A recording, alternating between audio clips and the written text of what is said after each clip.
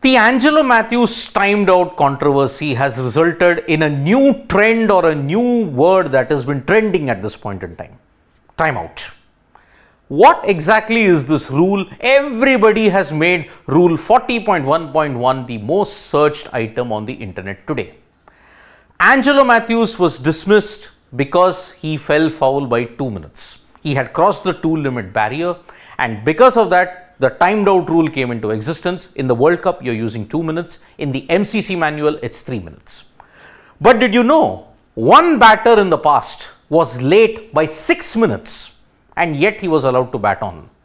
The batter that I'm talking about is Sourav Ganguly, and the incident is 16 years ago, India versus South Africa at Newlands. It was the deciding test, remember, because India had won in Johannesburg, but they squandered the advantage in Durban, and the match was evenly poised in the second innings.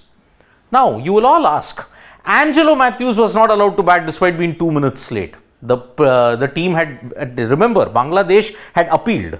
But here, South Africa had not appealed, but there was even further confusion. How did Sourav Ganguly get away despite being 6 minutes late?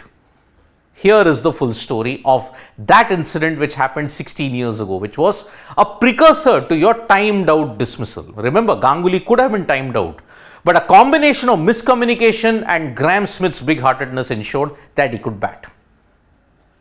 So, what happened exactly? Sourav Ganguly was almost timed out in the Newlands test versus South Africa in 2007. So Virender Sehwag and Wasim Jaffer both fell in quick succession. After that, number 4 had to come out. In this case, it was Sachin Tendulkar, but he could not come out. The other batsman, VVS Lakshman, could also not come out. Why? He was allowed to bat. Ganguly had to scramble and come back, and then he was allowed to bat despite being 6 minutes late. What was the full story in that? Why wasn't Sourav Ganguly given timed out? Here is it. Now, according to the Indian batting lineup that was there, Sachin Tendulkar was expected to bat at number 4. But he could not bat at number 4 because he was off the field for a particular amount of time prior to this. So, the 4th umpire had communicated when Wasim Jaffer's wicket fell at 10:43. Sachin Tendulkar was told he could not bat until a certain period of time. Now, the next individual had to come in was VVS Lakshman. But according to a lot of reports and stories that had come at that time, VVS Lakshman was apparently in the shower, so he could not come out and be ready at that time. Sourav Ganguly was in his tracksuits. So, in order to make up time, he had to scramble for his gear, he had to scramble to ensure that he got his pads, gloves, a helmet, everything on, and that is why it took 6 minutes. Then, if you looked at it, the on-field umpires explained the situation to Graham Smith, who chose not to appeal. Now, remember, had Graham Smith chosen to appeal, Ganguly was timed out. Because in the existing manual, 3 minutes at that time, he was anyway out. So that is why Graham Smith chose not to appeal, because he understood the situation. Apparently, the 4th umpire had not conveyed the message to the Indian cricket team that Sachin Tendulkar could not bat. That was why the confusion prevailed. Now, because the umpires had made a massive miscommunication, that's why no action was taken. But Daryl Harper, who was the umpire at that time, stated, we do not remind the players that this is the situation. They have to know the rules. They have to know the playing conditions by heart. Yes, whenever a player comes onto the field or whenever they are in the dressing rooms, they have to know the rules. If they don't know the rules, then it is their own fault. The umpires are not there to ensure that you get reminded every single time. Because the 4th umpire had not informed the Indian cricket team that Sachin Tendulkar could not bat until this particular moment, because when Wasim Jaffer's wicket fell at 10:43, Tendulkar could not bat until 10:50. He was not allowed in. So the next batter had to come in whatever happens.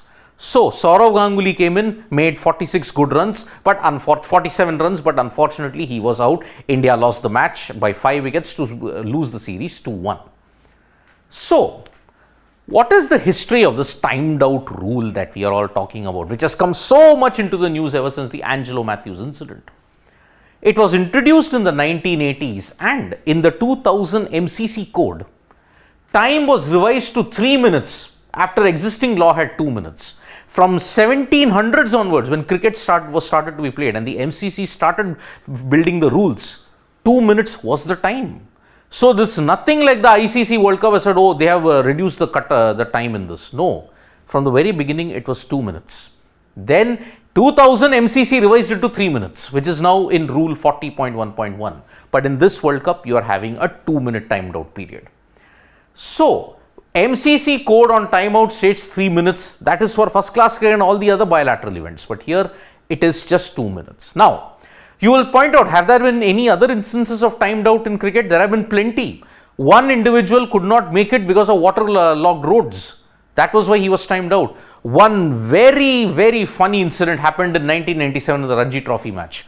Hemulal Yadav, who was playing in a game against Odisha, he was apparently talking to the manager. Drinks were called and apparently one batter got out. But so engrossed was Hemulal Yadav that he was talking with the manager at that time, he didn't realize that he needed to bat. Debashish Mohanty at that time appealed and Hemulal Yadav was given timed out. This happened in 1997 in the Ranji Trophy. Talking can lead to timed out. Yes, that is also the case. So, Sourav Ganguly is lucky in that sense that the umpires had not communicated that one particular batter could not come out to bat for a certain period of time. And Graham Smith did not appeal. In the case of Angelo Mathews, Bangladesh appealed. It was within their rights, within the rules.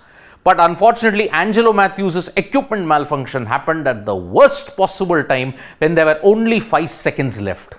Now, that is the reason why he fell foul to the rules, and that's why he is very angry, and this continues to create a lot of controversy. Do you think that if Graham Smith had appealed, would the umpires have given it out? Then it would have created a whole new storm when it came to India versus South Africa relations. Because remember, this team had come to South Africa after 5 years when the infamous ball tampering scandal had happened in Port Elizabeth, if I'm not mistaken. In Port Elizabeth, the ball tampering scandal had happened, and because of that, already tensions were high. In 2006, India had won, South Africa came back in Durban, then they won in Newlands, but it was a very tight series indeed.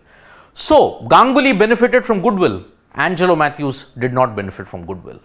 Thank you so much, folks, for joining us for this live. We'll be back with more updates on sports today. Tap that bell icon so you know when we go live, and don't forget we're on Facebook, Twitter and Instagram as well. Thank you.